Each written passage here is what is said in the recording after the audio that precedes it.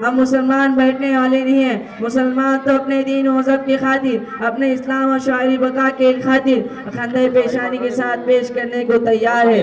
دستور ہند میں ہر مذہبی اکائی اپنے مدرسے، عبادت گاہ، خانقاہ پر پوری پابندی دی گئی ہے. آئین میں دیے گئے حقوق کے خلاف کوئی بھی عمل ہو غیر قانونی نہیں بلکہ جمہوریت کو پامال کرنے کی ناپاک اور منصوبہ بند سازش ہے. حکومت مذہبی درسگاہوں، عبادت گاہوں پر پابندی لگا کر مسلمان بچوں کو مذہبی تعلیم سے منحرف کر کے ارتداد کے گڑھے میں دھکیلنا چاہتی ہے. کسی نے کیا خوب کہا ہے کہ شیشے کی عدالت میں پتھر کی گواہی ہے، شیشے کی عدالت میں پتھر کی گواہی ہے. قاتل ہی محافظ ہے، قاتل ہی سپاہی ہے. اے پاسبان اسلام، تمہیں خوف کس چیز کا رہ گیا؟ تمہاری غیرت و حمیت کو کس نے لوٹ لیا؟ تمہارا جوش ایمان کہاں دفن ہو گیا؟ تم اپنی فاتحانہ تاریخ کو کیسے بھول گئے ہو؟ تم اپنی مظلومیت کو کیسے برداشت کر رہے ہو؟ دین اسلام لوٹتا جا رہا ہے، تمہیں نیند کیسے آ رہی ہے؟ تم اپنے اکابر اسلاف کے کردار کو بھول کیسے گئے ہو؟ کیا اپنے اساتذہ کی دھڑکنیں تمہیں تڑپا نہیں رہی؟ کیا اپنے وطن کے مظلوم و مجبور لوگوں کی آہیں تمہیں رلا نہیں رہی؟ تو یاد رکھیے، اگر ظالم جاوید قوموں نے مکاتب و مدارس کو تباہ و برباد کر دیا تو تم اپنے حبیب کی پیاری پیاری باتیں کہاں سنو گے؟ کیا یورپی جب مغربی تہذیب سے متاثر ہو کر ارتداد کے گڑھے میں جا گرے گی تب تم اٹھو گے؟ آخر تمہیں کس چیز کا انتظار ہے؟ اگر کل میدان حشر میں رسول اللہ صلی اللہ علیہ وسلم تم سے پوچھ ڈالے کہ بتا ظالم، جس دین کے خاطر میرے لاڈلے حسین کو میدان کربلا کی چلچلاتی دھوپ میں شہید کر دیا گیا، جس دین کے خاطر 70 جاں نساء صحابہ اکرام کو غزوہ احد میں قربان کر دیا گیا، آپ صلی اللہ علیہ وسلم کو وطن عزیز مکہ سے نکلنے پر مجبور کیا گیا، اور اللہ کے نبی صلی اللہ علیہ وسلم امت کی فکر و بے چینی و بے قراری میں زندگی گزار دی، بتاؤ ظالموں تم نے اس کی کیا خدمت کی؟ دوستو، اس وقت کیا جواب ہوگا؟ اس لیے اے خوابیدہ افراد ملت، سنو، کل کی رسوائی سے بچنے کے لیے آج تو اپنی آنکھیں اس نرگسی بیداری کی طرح کھول جس کی آنکھیں کبھی جھپکتی نہیں، جسے کبھی نیند نہیں آتی.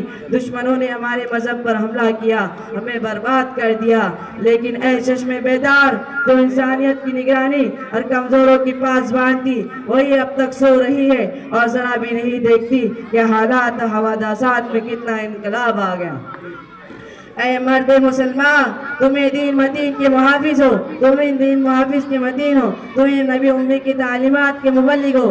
اے بانی حرم فرزند ابراہیم، ایک بار پھر دنیا کی تعمیر کے لیے اٹھو اور اپنی گہری نیند سے بیدار ہو کہ اٹھ باندھ کمر کیوں ڈرتا ہے، پھر دیکھ خدا کیا کرتا ہے. یہ خاموش مزاجی تجھے جینے نہیں دے گی، اس دور میں جینا ہے تو کوہرام مچا دو. حضرات، آج مسئلہ کسی ایک مدرسے یا جامع کا نہیں، آج تو مسئلہ علوم ایمانی کی بقا و تحفظ کا ہے.